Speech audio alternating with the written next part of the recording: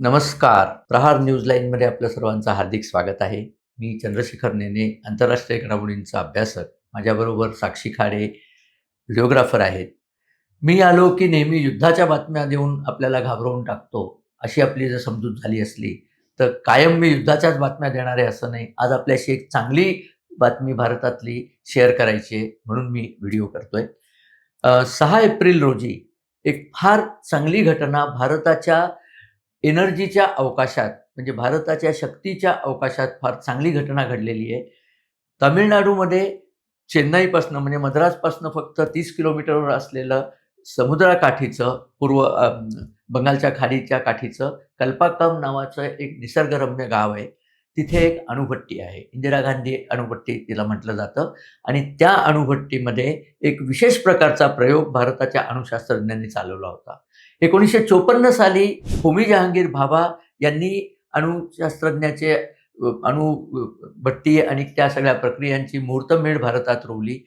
Bhabha atomic research centre ते नाव नंतर दिलं गेलं त्याला. तर त्याची स्थापना मुंबईत तेव्हा झाली. तेव्हाच त्यांनी सांगितलं होतं, की युरेनियम वापरून अणुवीज निर्माण करता येते. हे सिद्ध जरी झालेलं असलं, तरी भारतात युरेनियम अतिशय कमी आहे.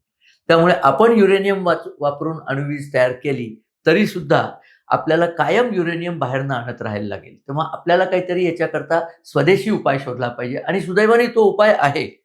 भारताच्या अ, अ, केरळ आणि कर्नाटक या किनाऱ्यावरती तसंच ओडिशा आणि तामिळनाडू या दोन्ही किनाऱ्यांवरती जी वाळू आहे, त्या वाळूमध्ये मोनोझाईट नावाचं खनिज सापडतं. मोनोझाईट या खनिजातनं थोरियम नावाचं एक किरणोत्सर्गी द्रव्य तयार होतं आणि लक्षात ठेवा, सर्व जगातल्या थोरियमच्या साठ्यापैकी 60 ते 70% साठा एकट्या भारतात आहे. म्हणजे पेट्रोल भारतात आहे की नाही याच्याबद्दल वाद होऊ शकतो, पण थोरियम हे भारतातच आहे, ही अगदी नक्की गोष्ट आहे. फक्त थोरियमपासून वीज कशी करायची त्याचं तंत्रज्ञान आपल्याकडे नव्हतं. त्या तंत्रज्ञानाची आपण अनेक वर्ष प्रयत्न करतोय आणि त्या तंत्रज्ञानाची जी अणुभट्टी आपण कल्पाक्कम येथे उभारलेली आहे, त्या अणुभट्टीनी 6 एप्रिल रोजी क्रिटिकल होण्याचा मान पटकावला आहे. हे काय मी आपल्याला समजावून सांगतो. मुळामध्ये अणुभट्टी काय असते, की अणुबॉम्ब आपल्याला माहिती आहे. युरेनियम वापरलं की अणुबॉम्ब तयार होतो आणि त्यातनं प्रचंड उष्णता तयार होते आणि त्यांनी प्रचंड डिस्ट्रक्शन होतं. सगळं नाश होतो. परंतु ही उष्णता जर कंट्रोल करता आली, तर त्या उष्णतेतनं आपण पाणी गरम करू शकतो. पाणी गरम केली की त्यातनं वाफ तयार होते. वाफ तयार झाली की त्या वाफेने आपण जनित्र चालवू शकतो, टर्बाईन चालवू शकतो आणि त्यातनं वीज निर्माण होते. अशी साधी प्रक्रिया असते.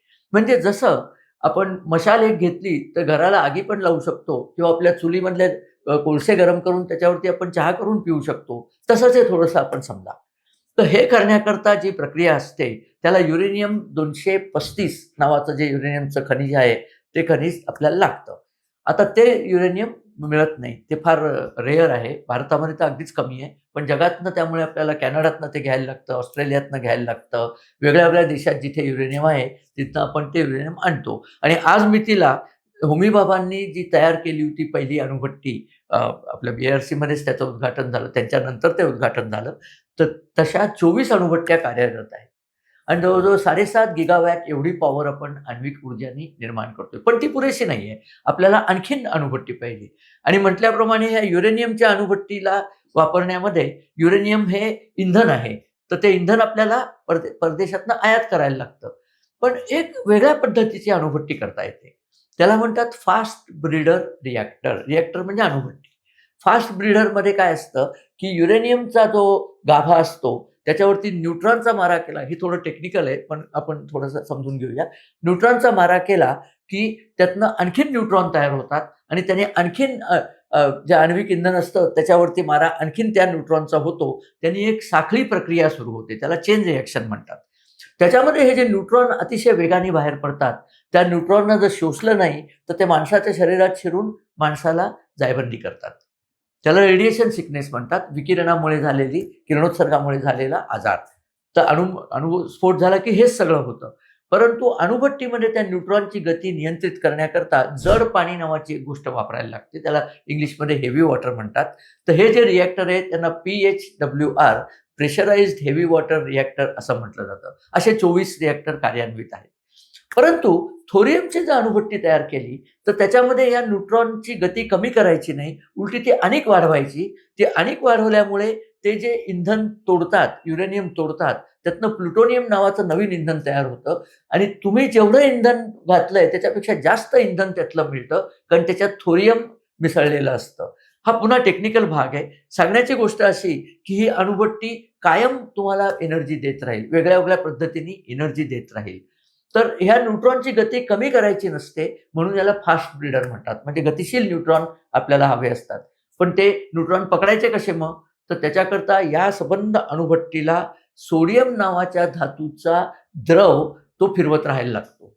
त्याला लिक्विड सोडियम कूल्ड, कारण हे थंड पण करायला लागतं ना. लिक्विड सोडियम कूल्ड रिएक्टर म्हणतात आणि त्याच्याकरता सोडियम किती लागतं? तर 1750 टन सोडियम लिक्विड करून सारखं फिरवत राहायला लागतं.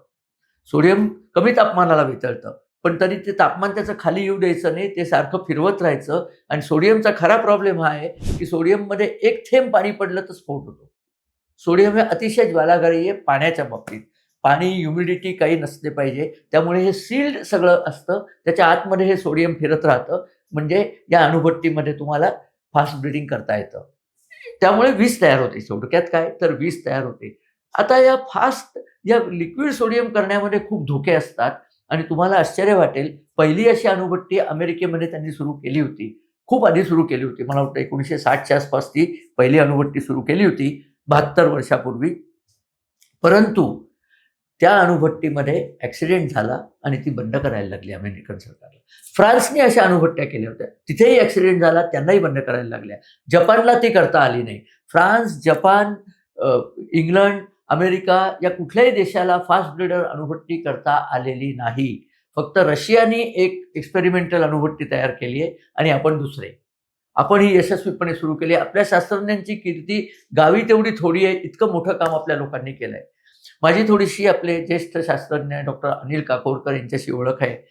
अनिल काकोडकरांच्या प्रयत्नामुळेच हा फास्ट ब्रीडर रिएक्टर आपल्याला दिसतोय.